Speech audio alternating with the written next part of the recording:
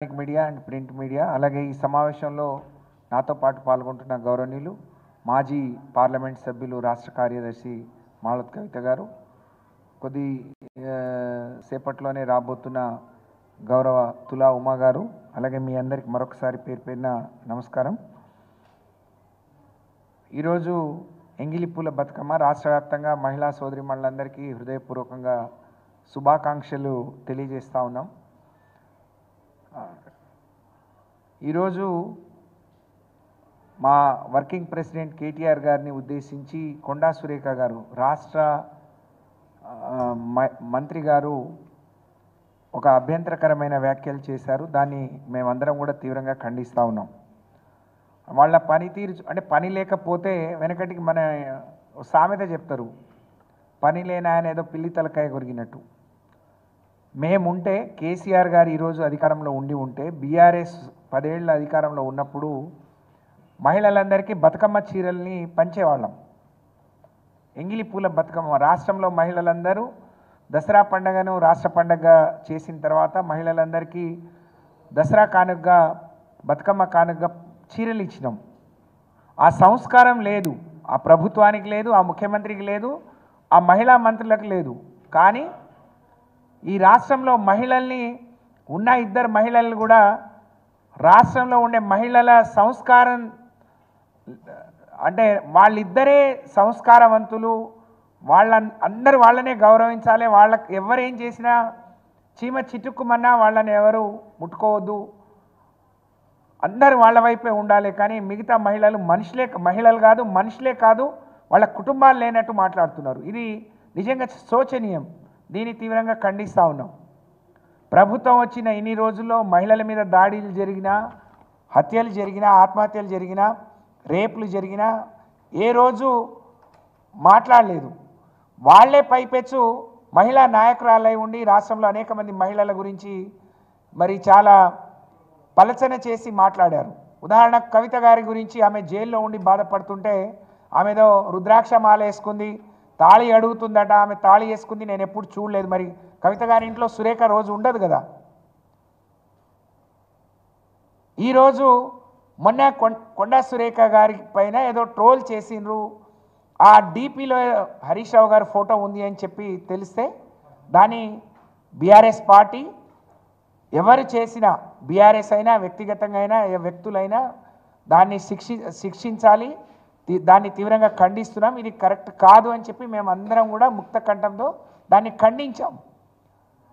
ఆ ట్రోలింగ్ని చూసింది 10 పైసల వంత అయితే కొండా సురేఖ గారే ప్రెస్ మీట్ పెట్టి ఆ ట్రోల్ అయిన వార్తల్ని ఆమె చూపించుకుంటూ ఏడ్చుకుంటూ, రాజకీయాల్లోకి వచ్చినప్పుడు అన్ని గట్స్ ఉండాలి, ధైర్యం ఉండాలి, గట్టిగా మాట్లాడే ఇది ఉండాలి. అందరినీ తిట్టడానికేమో నోరు నెత్తిన పెట్టుకొని మాట్లాడతావు, నీకెవరో ఏదో అంటే కన్నీళ్లు పెట్టుకుంటావు. ఈ రాష్ట్రంలో చాలామందిని చాలా రకాలుగా మరి మా పార్టీలో ఉండే నాయకులను కూడా ఇష్టం వచ్చినట్టు ట్రోల్ చేశారు. అప్పుడు మీ నోర్లు మూతపడ్డాయి. నిండు అసెంబ్లీలో ముఖ్యమంత్రి, మహిళా శాసనసభ్యులను, మాజీ మంత్రులను పట్టుకొని ఈ అక్కలను నమ్ముకుంటే మీ బతుకు బస్టాండ్ అని చెప్తే ఈ అక్కలతో పాటే ఆ అక్క కూడా ఉండే అప్పుడు మంత్రిగా. కనీసం దాన్ని ఖండించలేదు, మాట్లాడలేదు. తెల్లారి 5-6 గంటలు అసెంబ్లీలో రోజంతా నిలిచి ఉండి మాకు సమయం ఇవ్వండి, ఇది ఎందుకు మాట్లాడాల్సి వచ్చిందని అడిగితే కనీసం మద్దతు కూడా ఇవ్వలేదు, గంటల తరబడి నిలబడితే. కానీ వాళ్ళ తనకెవరో ట్రోల్ చేసినని చెప్పి ఏడ్చుకుంటా మరి తను మాట్లాడుతూ ఉంది. మీరు ట్రోల్స్ ఎవరైనా తప్పుడుగా ట్రోల్స్ చేస్తే దాని మీద పిటిషన్ ఇవ్వాలి. మీరు మంత్రి హోదా, మీరు ప్రభుత్వంలో ఉన్నారు, అధికారం మీ చేతిలో ఉంది, అన్ని దర్యాప్తు సంస్థలని మీ చేతిలో ఉన్నాయి, వాళ్ళతో దర్యాప్తు చేయించాలి. కానీ ఈరోజు రాష్ట్రంలో జరుగుతున్న కాంగ్రెస్ పాలన, రేవంత్ రెడ్డి గారి పాలన చూసి ప్రజలు పండుగ చూసుకునేటట్లేరు. శాపనార్థాలతో మరి వాళ్ళ తిడుతున్న తీరు చూసి దీన్ని డైవర్ట్ చేయాలి. ఒకప్పుడు దసరా వచ్చిందంటే సంబరంగా ఊళ్ళలో బతుకమ్మ ఆడటానికి ఊర్లు ఖాళీ, హైదరాబాద్ ఖాళీ అయిపోయి ఇళ్ళకి వెళ్ళిపోయేవాళ్ళు పండగ చేసుకుంటే ప్రభుత్వం కూడా వాళ్ళకు బహుమతులు ఇచ్చేది. కానీ ఇవాళ రేవంత్ రెడ్డి గారు ఈ హైదరాబాద్ వాళ్ళు ఓట్లు వేయలేదనో లేకపోతే ఆయనకేం హిడెన్ ఎజెండా ఉందో హైడ్రా అనే ఒక కార్యక్రమాన్ని చేపట్టి వేలాది మంది పేదల పొట్టన కొట్టి వాళ్ళ జీవితాంతం కష్టపడి వాళ్ళ కష్టార్జితంతో కట్టుకున్న ఇండ్లను కూల్చేసి రోడ్డు పాలు బజారు పాలు చేశారు. అందులో మహిళలు ఉన్నారు, గర్భిణీలు ఉన్నారు, బాలింతలు ఉన్నారు, చిన్నపిల్లల తల్లులు ఉన్నారు, ముసలి వాళ్ళు ఉన్నారు. వాళ్ళ పక్షాన మాట్లాడండి. వాళ్ళని సమర్థిస్తున్నారు మీరు. హైడ్రాని సమర్థించే ముందు ఇంతమంది రోడ్డున పడితే ఇది ఈరోజు బీఆర్ఎస్ ప్రభుత్వం వచ్చినప్పుడు జరిగింది కాదు. అనేక ఏళ్లుగా మరి కాంగ్రెస్ పార్టీయే ఎక్కువ రోజులు ఈ రాష్ట్రాన్ని పాలించింది.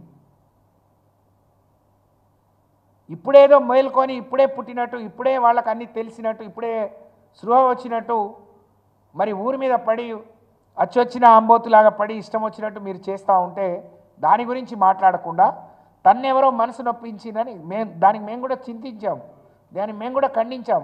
ఎవరైనా ఖండియాల్సిందే. కానీ వాళ్ళ కేటీఆర్ గారి గురించి బీఆర్ఎస్ పార్టీ ఆదరణ చూడలేక ఓర్వలేక దీన్ని ఎట్లా డైవర్ట్ చేయాలి పండగ ముందు అని మనసులో అక్కసు పెట్టుకొని కొండా సురేఖ గారు ఇష్టం వచ్చినట్టు మాట్లాడారు. పూర్తి సినిమా ఇండస్ట్రీలో ఉండే మహిళలందరినీ కూడా తను తప్పుడు మనుషులుగా చిత్రీకరించే పని చెప్పారు, ఆలోచన చేస్తూ ఉన్నారు. తను కూడా సినిమా తీసింది ఈ మధ్యనే బిడ్డను పెట్టుకొని. అంటే వాళ్ళకు కూడా ఇవన్నీ వర్తిస్తాయా? సినిమాలో ఉండే మహిళలందరూ కేటీఆర్ గారితో సంబంధం అంటగడతారా? వాళ్ళ కుటుంబాలు ఉండవా? వాళ్ళ తల్లిదండ్రులు ఉండరా? ఎంత చిల్లరా! నీ నోరు చిల్లరా, నువ్వు మనిషి చిల్లరా అనేది అందరికీ తెలుసు. మానకొండ ఘటనప్పుడు నీ నోరు అందరు చూసిండ్రు, వరంగల్లో గొడవలు అయినప్పుడు నీ నోరు అందరు చూసిండ్రు, నీ ఇంట్లో వాళ్ళే అందరు చెప్తారు నీ నోరేందో. కానీ ఆ నోరుని నెత్తిన పెట్టుకొని రాష్ట్రం అంతా ఇదే చేస్తాను అని ఒక మహిళా మంత్రి ఇట్లా మాట్లాడటం అయితే నిజంగా చాలా దారుణం, శోచనీయం. ఇది సిగ్గుతో మహిళలందరూ తలదించుకునే విషయంగా నేను భావిస్తూ ఉన్నాను. ఇది అవమానకరం. కొండా సురేఖ గారు, మీరు ఎప్పుడు మాట్లాడినా ఇట్లనే నడిచిపోతుంది, నేను ఇట్లనే మాట్లాడి బట్టగాల్చి మీదేసి వెళ్ళిపోతా అనుకుంటే ఖబర్దార్ బిడ్డ, నోరు మూసుకో, లేకపోతే మేము నోరు మూయించాల్సి వస్తుంది. నీ మీద పరువు నష్టం దావా వేస్తాం, నిన్ను తప్పకుండా న్యాయస్థానానికి ఈడుస్తాం. వాళ్ళు ఇట్లా పిలిచారు, పోనందుకు వాళ్ళను అందుకని వదిలేశారు. అంటే మీరు ఇప్పుడు ఏం చేశారు? మీరు పక్కన ఉన్నారా? మీకు ఎట్లా తెలుసు ఇవన్నీ? ఎవరింట్లో ఎవరో మాట్లాడుకున్నది ఈమెకి ఎట్లా తెలుస్తుంది? ఎందుకు అనవసరంగా మహిళలు పరువు తీస్తున్నారు? ఇద్దరికిద్దరు గౌరవంగా ఉండండి. మా బాధ అంతా ఏంటంటే మా జిల్లా నుంచే ఉన్నారు, మాట్లాడొద్దు, ఏదైనా వస్తే మాట్లాడొద్దు, వాళ్ళని గౌరవిద్దాం, వాళ్ళకి సపోర్ట్ చేద్దాం అని అనుకుంటే పరిపాలన గాలికి వదిలేసిండ్రు. మీరు ఇచ్చిన ఒక్క హామీ ఇవాళ మహిళలు మిమ్మల్ని చీ అంటున్నారు. నువ్వు మాట్లాడి ఇంకెవరినో చీ అనడం కాదు కొండా సురేఖ గారు, మీ పరిపాలన మీ మహిళల్ని, మీ కాంగ్రెస్లో ఉండే మీ మహిళా నాయకుల నుంచి చీ అంటున్నారు. అనవసరమైన ఆర్టీసీలో బస్సు ఫ్రీ తీసుకొచ్చి మహిళల పంచాయతీ పెట్టించిండ్రు. వాళ్ళకి ఇస్తాన 2500 అతి గతి లేదు, ముసలమ్మలకు మీరు ఇస్తాన 4000 గతి లేదు, రైతు రుణమాఫీ సగం కూడా కాలేదు, పావల వంతు కూడా కాలేదు. నా సొంతూరు సొసైటీలో 2575 మంది ఉంటే 500 మందికే అయింది, 1800 చిల్లర మంది కాలేదు. ఒక ఉదాహరణ చెప్తున్నాను నేను. అటు రైతు రుణమాఫీ కాలేదు, రైతు బంధు ఇవ్వట్లేరు. ఇవాళ హైదరాబాద్ అంతా సర్వనాశనమైంది. ఇవాళ హైదరాబాద్ని ఎవరు చూసినా ఒకప్పుడు ప్రపంచ పటంలో నిలిపిన హైదరాబాద్ ఈరోజు మరి కాకా వికలమైపోయింది. మీ పరిపాలనను అసహించుకుంటున్నారు. ఇవాళ హైదరాబాద్కు రావాల్సిన అభివృద్ధి వెనక్కిపోతుంది. నెలకొక ప్రపంచ దేశాలన్నీ పర్యటించి కేటీఆర్ గారు ఈ హైదరాబాద్ స్వరూపాన్ని, హైదరాబాద్ రూపురేఖల్ని, హైదరాబాద్ చిత్రపటాన్ని ప్రపంచ పటంలో అగ్రభాగంలో నిలిపితే ఇవాళ మీరు అక్కడి నుంచి దిగజారిస్తూ ఉన్నారు, కూలుస్తూ ఉన్నారు. కాబట్టి మీరు ఇవాళ రేవంత్ రెడ్డి గారు ఇవన్నీ డైవర్ట్ చేయడం, రైతు బంధు నుంచి, రైతు రుణమాఫీ నుంచి, పరిపాలన నుంచి ప్రజల్ని మళ్లించడానికి హైడ్రా తీసుకున్నాడు. పండగ ముందు హైడ్రా మొత్తం దుమ్మేసి పోస్తున్నారు, మహిళలందరూ శాపనార్థాలు పెడుతున్నారు అంటే ఇప్పుడు డైవర్ట్ పాలిటిక్స్ అన్నమాట. మహిళా మంత్రులను సికండీలుగా పెట్టుకొని ఇవాళ రేవంత్ రెడ్డి గారు ఈ ప్రభుత్వం వాళ్ళను ముందుకు నడిపిస్తూ వాళ్ళతో ఇష్టం వచ్చినట్టు మాట్లాడిస్తూ మరి ఏదైనా చేయవచ్చు అని అనుకుంటున్నారు. ఇది పొరపాటు. ఇవాళ మిమ్మల్ని అసహించుకునే పరిస్థితి వచ్చింది. వాళ్ళ మిమ్మల్ని అసహించుకుంటున్నారు. మేము కూడా మహిళలుగా సిగ్గుపడుతున్నాం. ఇన్నేళ్ళు రాజకీయం చేసినాం, మంత్రి ఒకసారి కావచ్చు, ఎమ్మెల్యే ఒకసారి కావచ్చు, కానీ 30-35 ఏళ్ళుగా ప్రజా జీవితంలో ఉన్నాం. ఇంత సంస్కారహీనమైన మాటలు ఒక నాయకుడిని టార్గెట్ చేసుకొని మాట్లాడటం అంటే ఇప్పుడు అర్థమవుతా ఉంది. ఇవాళ కేసీఆర్ గారు వాళ్ళకి సమయం ఇద్దాం బయటికి రావద్దు అనుకుంటే కేటీఆర్ గారు చేస్తున్న పనితీరు, హరీష్ రావు గారు చేస్తున్న పని, ప్రజలకు అందుబాటులో ఉంటున్న తీరు, ప్రజల నుంచి వచ్చిన వ్యతిరేకతను, వాళ్ళు రోజు రోజుకు వాళ్ళ పడిపోతున్న గ్రాఫ్ని ఏ విధంగా సరి చేసుకోవాలి, ఏ విధంగా దాని నుంచి డైవర్ట్ చేయాలని చెప్పి మరి కొండా సురేఖ గారు ఇదంతా మాట్లాడినారు. దీన్ని తీవ్రంగా ఖండిస్తూ మీ నోరు అదుపులో పెట్టుకోండి. కొండా సురేఖ గారు ఆలోచించాలి. అంటే ఆమె మాట్లాడిన చాలా గొప్ప మాటలు అందరూ హర్షిస్తారంటే నిన్ను అందరూ అసహించుకుంటున్నారమ్మా. నాకంటే వయసులో పెద్దదానివి, నాతో పాటు రాజకీయాల్లోకి వచ్చావు, కానీ నీ మాటలు నువ్వు మానుకోట్లో ఏం మాట్లాడినావు, ఎవరెవరిని ఏం మాట్లాడినావో రైల్వే స్టేషన్ సాక్షిగా మాట్లాడినావు, ఎవరి ఇంట్లలో కాదు. వరంగల్లో ఏం మాట్లాడినావో నీ మనసులో ఎప్పుడేదో వస్తే మరి నువ్వు వచ్చే రోజు నీ స్థాయి ఏందో, ఇవాళ నీ పరిస్థితి ఏందో ప్రజలందరికీ తెలుసు. అవన్నీ అది ఎట్లొచ్చిందో అందరికీ తెలుసు. అలాగే మీ నోరు ఎలాంటిదో మీరు ఎలాంటి వాళ్ళో అందరికీ తెలుసు. కాబట్టి ఇంకా ఎక్కువ మాట్లాడి మా నోరు విప్పి అన్నీ చెప్పే పరిస్థితి, రోడ్డున పడే పరిస్థితి తేవద్దు. మా తల్లిదండ్రులు కానీ మేము ఉన్న పార్టీలు మాకు కొన్ని సంస్కారం, కొంత విలువలతో కూడిన రాజకీయాలు నేర్పారు.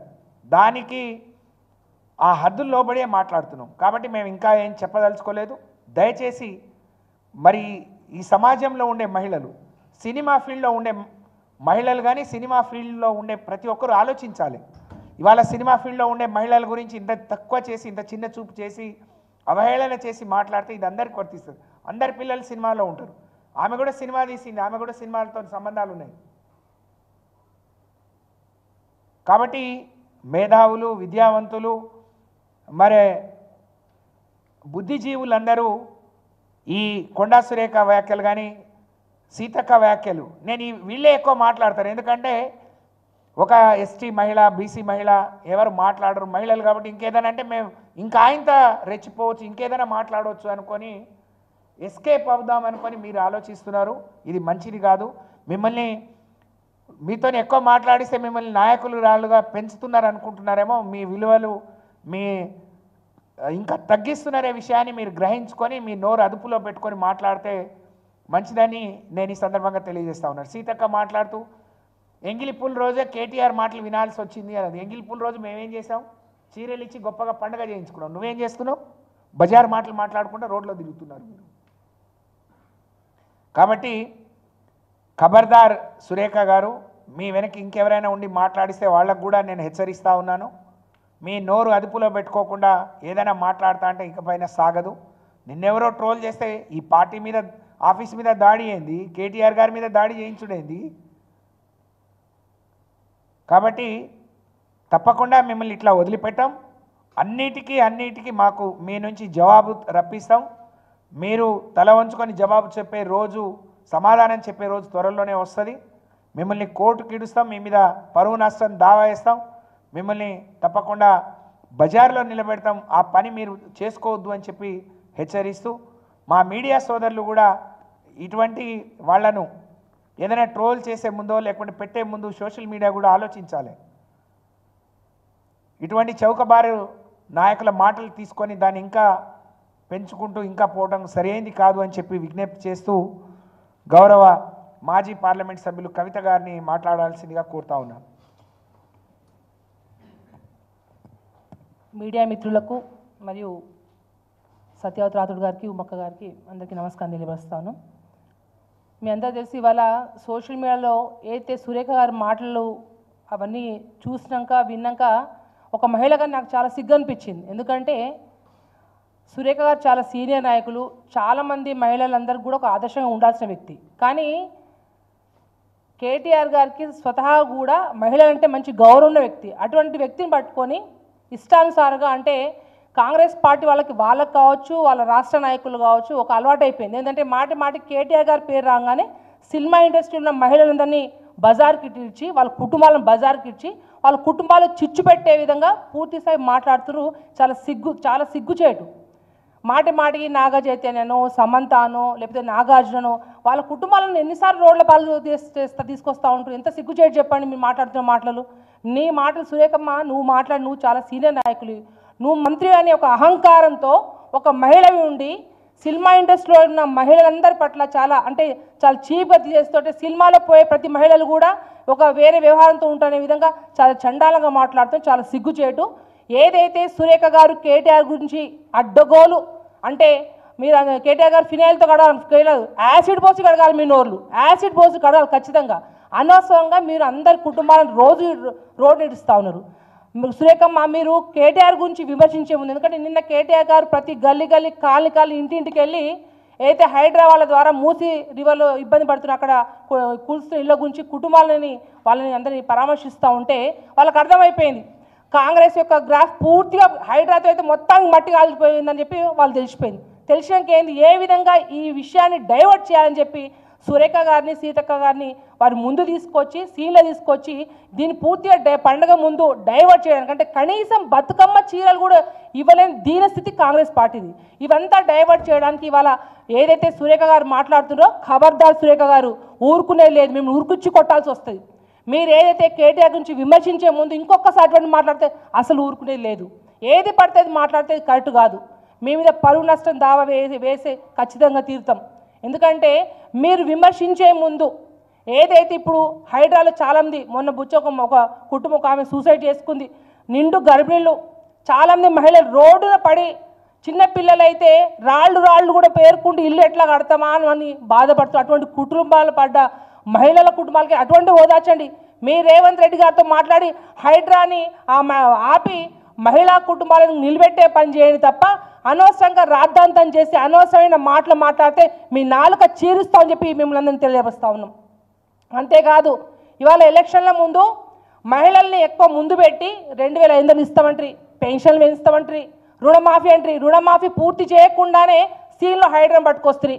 వరదలు ఎప్పుడైతే మొన్న వరదలు వచ్చినాయి, అమ్మ మీరు మా వరంగల్ మా మహబూబాద్ జిల్లాలో కనీసం మీ మహిళలు ఎన్నో మహిళా కుటుంబాలు రోడ్లో పడ్డాయి, ఇల్లు మునిగిపోయినాయి, మా తండాలు ఎప్పుడైనా వచ్చి చూసిండ్రా తల్లి మీరు?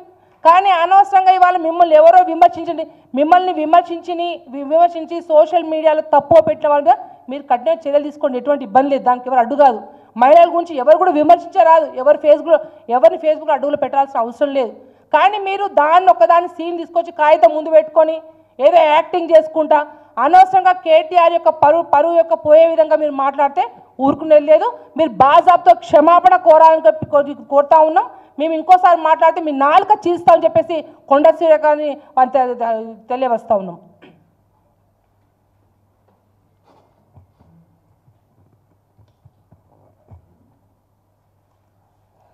ప్రెస్ మిత్రులకి నమస్కారం.